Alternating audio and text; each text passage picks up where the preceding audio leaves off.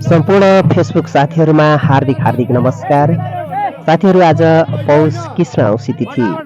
आज सुदूरपश्चिमेली बासीको मौलिक पर्व भुवा पर्व सुरु गरिने दिन।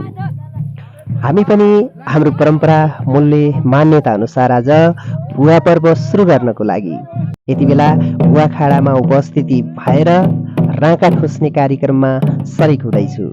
सम्पूर्ण गुदुवासी दाजुभाइहरू हर्ष र उमङ्गका साथ भुवा के अरे राँका ठोस्ने कार्यक्रममा सरिक हुनुभएको छ। हाम्रो परम्परा मूल्य मान्यता अनुसार हामी राँका ठोस्ने स्थानतर्फ प्रस्थान गर्दैछु। यति बेला बिहानको 5 बजिसकेको छ।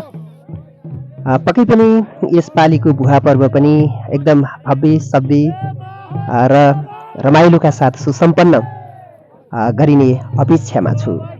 टाढा रहनुभएका सम्पूर्ण दाजुभाइहरूलाई पनि हामी सम्झेका छौँ। तपाईँहरूलाई यो झझल्को देखाउनको लागि मैले यति बेला यो सानो भिडियो क्लिप तयार पारेको छु।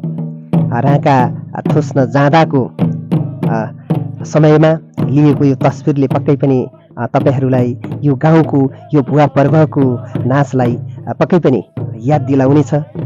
तपाईँहरूलाई सम्झना आउनेछ। यो हेरेर चित्त बुझाउनुहोला, टाढा टाढा बाट भए पनि। ओके, अहिलेलाई यति नै साथीहरू। बाँकी भू नाचका क्लिपहरू आगामी दिनहरूमा आउने नै छन्। Okay, by by.